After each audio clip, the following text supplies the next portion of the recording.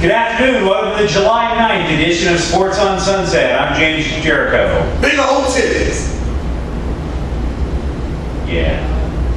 Welcome back. We took a month off so that he could rediscover his life. He rediscovered it to the tune of, would you care? Two Broken Penises. We'll have to talk about this. Make a Grown Man Cry. I don't know what he's talking about. And allegedly turning down the first person who actually loved him. I don't know what you're talking about. None of that has ever happened. It sure did. Here's something that may or may not have allegedly happened. Everybody that you follow in sports has probably been talking ad nauseum about the New England Patriots and Aaron Hernandez. And moreover, they've been talking about this wave of crime, an unprecedented wave of crime with NFL players. Whether or not you choose to believe this is an unprecedented crime wave, here's a part of the crime wave nobody's bothered to mention a whole lot yet. The owners. An allegation of fraud with the owner of the Cleveland Browns. He's not in jail. He hasn't gone to court yet over it in terms of a criminal matter. Jimmy Haslam, the owner of the Cleveland Browns, owns Pilot Flying J, which is the leading retailer of diesel fuel across the country. What has happened is that there are allegations of fraud where trucking companies, obviously going to these places to get massive amounts of gasoline, were promised fuel rebates, allegedly didn't get them. And it's going to be big because 5 people are already in jail and there are lawsuits looming. Bunches of them. 18 of them on Haslam alone. So the question becomes, there's a variety of questions here. First one is the comparison of why are we hearing only about the athletes committing crimes or alleged crimes and not hearing about why an owner is allegedly committing crimes? Because there's no body count for this yet. Even though the only so-called body count in terms of a dead person or people is regards to Aaron Hernandez. Right. I'm not necessarily sure that's true, considering the fact that last year everybody was barking about the Detroit Lions. 9 Lions were arrested. There were no deaths in there. But we heard all about the Lions. Well, that's because they had so many. Like, as far as the Patriots go, they knowingly took on someone that had a gun charge in his past. And then as the owner said today, we felt duped. Like, how could you feel duped? You knew what you were getting. You got a blood. So, hey, you got what you signed. As far as Haslam goes, white collar criminal. Basically, fraud is a white collar crime, and he's going to get off. Possibly. I'm not saying. I mean, you believe me. I would tend to buy it, but possibly. With regards to the Cleveland Browns, he has owned the team for less than a year. Says yesterday, and matter of fact today, the Cleveland Plain Dealer, no plans to sell the team. He purchased the Cleveland Browns, which have had only one playoff appearance since their rebirth in 1999. Bought them for $1 billion in August of last year. That sounds about right. But the Wall Street Journal says now Flying J has a $4 billion debt. Well, he's screwed. It's a possibility. The question that I have is that what does this also have to do now with the future of the Cleveland Browns? He says there's no plans to sell, but hey, Frank Report said there were no plans to sell the Dodgers either. You know what I mean? And we're talking about 18 lawsuits that haven't been sold, and we're talking about, and he hasn't paid off the entire $1 billion for Cleveland yet. He paid $700 million up front. Anyway, the upshot is this: how much of an impact can this be on the Browns? Not just in terms of their present, but for their future. Because if you think about it, one, the Browns' present and past hasn't been all that good to begin with. True. What kind of future do I see for him? Well, yeah, I mean, in terms of disrupting the operation, the possibility of checks bouncing, the possibility of the team. What's going to happen is if if this guy goes to prison and he can no longer, as they say, own the team because the NFL will vote his ass right out of ownership group, then the NFL will take over the paying of the team like the NBA did for the Hornets. But in the Hornets case, that wasn't I don't believe that was the case of the Hornets owner going to prison. No, it was the case of the owner getting close to dying. Mm-hmm. And somebody had to cut the checks.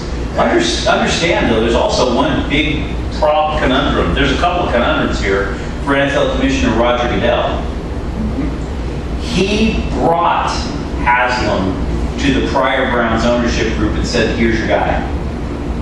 Well, that's one of the many horrible mistakes that Roger Goodell has made. Mm-hmm.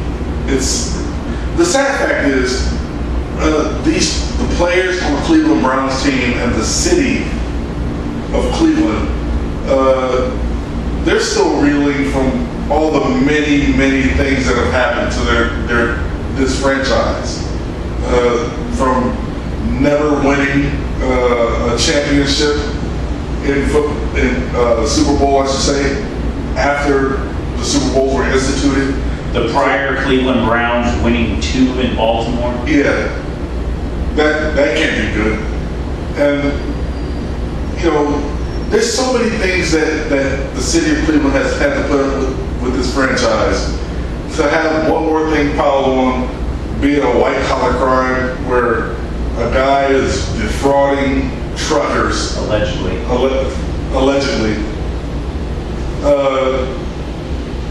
This is just one more thing they've had to deal with. I'm pretty sure that if this guy, if Haslam, if he just donates money to 3 girls that were kidnapped, they'll look over.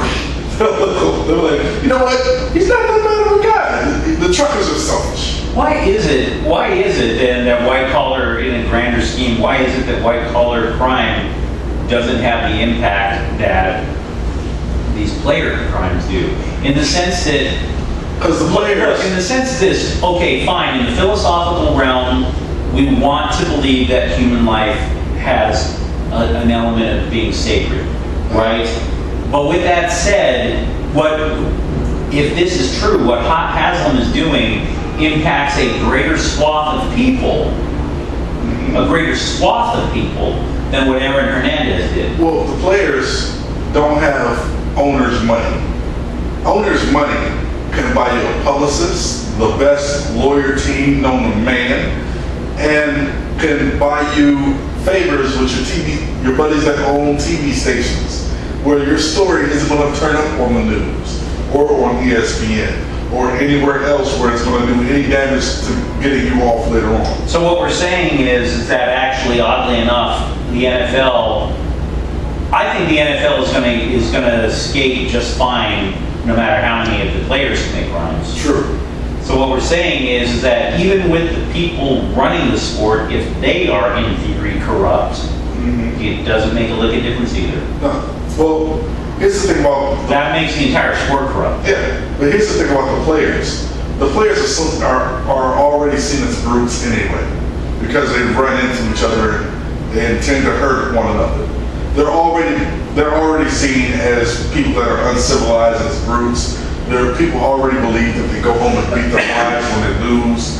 People already believe this happens. So when a player murders somebody, or allegedly murders somebody, or goes on a run, or gets a DUI for the 5th time, or kills his wife and stuffs her in the trunk, or does any of the things that past players have done, people say, see, I told you these people are nuts and crazy and they're uncouth animals. But what I'm saying to you is that if you think the players are corrupt, and now we may or may not have validation that the owners are corrupt, well, yeah, and that the owner was kind of pushed on the prior ownership by a commissioner. Now you're talking about corruption in the entire sport from top to bottom. Don't you miss Paul Tagliabue? I never really attached emotion to Paul Tagliabue. No, people in the NFL are probably missing Paul Tagliabue right now. Because Roger Goodell is slowly but surely turning this sport into something that might not exist in 10 years. No, it will exist. Why don't you tell them what's on your mind, brother? Well, what's on my mind is the NBA draft happened. It's sad to watch the NBA draft every year and you're screaming at the TV. And the person you think should be drafted doesn't get drafted. You go to the NFL draft, the same thing's happening. You hope people get drafted and they don't. And that's why I like the baseball draft, the MLB draft. Because you never know who the hell they're drafting. Nobody knows anybody playing baseball. People are drafting kids out of high school, some shit brick town outside of Tallahassee. Oh, this kid throws 90 miles an hour. He's 17 years old. Let's draft him. And then they put him on some farm team. And you never hear about that anymore. But my favorite draft, by the way, this is my draft rank. My favorite draft out of all the drafts isn't the hockey draft, isn't the baseball draft, NBA draft, even the NFL draft. No, my favorite draft is the Harlem Globetrotter draft. Yeah. See, this year, the Harlem Globetrotters selected. Do you know who they selected with their number one pick? Brittany Griner? Yes. Yeah. Brittany Griner was drafted number 1 overall by the Harlem Globetrotters. Keep in mind. She might make more money there. Keep in mind, the Harlem Globetrotters don't have a league. There's not a league. Why do they have a draft? It seems kind of like they drafted Brittany Griner, 2 college players, and then a baseball player. They drafted a baseball. Somebody that's already in another sport, they drafted his ass. Of course, the first overall pick, Brittany Griner, stated that she will not be playing for the Harlem Globetrotters because she has her contract in China after the WNBA season was over. So after that season is over, then she goes and she's playing year-round. Harlem the second 2 picks will probably join up the Harlem Globetrotters on their farm team, as it were, because the Harlem Globetrotters have, I believe, 3 different teams that they send around the world. Not the main team, but 3 different teams. One of which went to North Korea not that long ago with Dennis Rodman. The last pick, the baseball pick, I doubt he even knows that he was drafted. Look, all this to say, I'm glad that Sports on Sunset is back. So that maybe, just maybe, the Harlem Globetrotters could draft me next year for the number 1 overall pick. I will be 35 years old next month. I have a nice jump shot. I can dribble between my legs. And I'm black. I'd love to see the world Harlem Globetrotters. Draft me, Jeremy Paul, small forward. Guys, earlier today, New England Patriots owner Robert Kraft addressed the media regarding the Aaron Hernandez allegations. I want to start off by thanking Robert Kraft for not trying to turn it into a commercial by asking us all how Superman shaves. Having said that, as Jeremy mentioned earlier, Robert Kraft referred to Hernandez duping Kraft and the entire organization. Now, through my website, shoulderpadsandhandcuffs.com, I do analyze the teams and see which ones have more chirps than others and whatever. And for the most part, the Patriots have been pretty good. They that's what makes the Hernandez allegation so shocking through that region. With that said,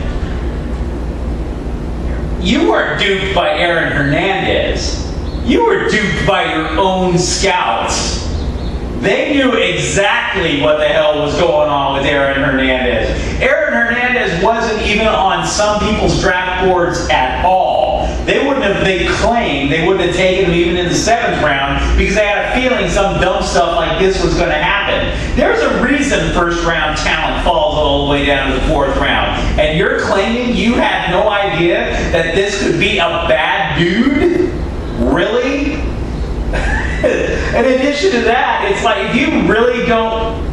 Here's the reason Robert Kraft decided to be Mr. Nice Guy, allegedly, in the NFL. In the 1990s, they drafted a defensive tackle named Christian Peter. Convicted sex offender. Robert Kraft, whose wife, no jokes, I don't want to bag on anybody like that, but his wife was still alive then. He said, I can't justify this pick to my wife, and cut him. And then from that came the whole thing about we're going to try and draft people who were decent. Fine. Explain Alfonso Denard to me. Alfonso Denard currently plays starting cornerback for the New England Patriots and has served time for beating a cop into a pulpy mess. Now, granted, the cop is alive. Hey. But last I heard, assaulting cops kind of is one of those things that kind of frays the fabric of society that you claim the New England Patriots want to uphold. Side note, real quick, I love this whole thing about how there's a rash of NFL arrests this year. How everybody is shocked and aghast at this whole thing. There's a reason NFL arrests are up. There are 6 weeks between the end of rookie practice and training camp. All throughout the entire rest of the year, there's a reason for these players to be involved in something. Training camp, preseason, season, postseason, free agency, the draft. There is a 6-week window, and it's time to hurt people.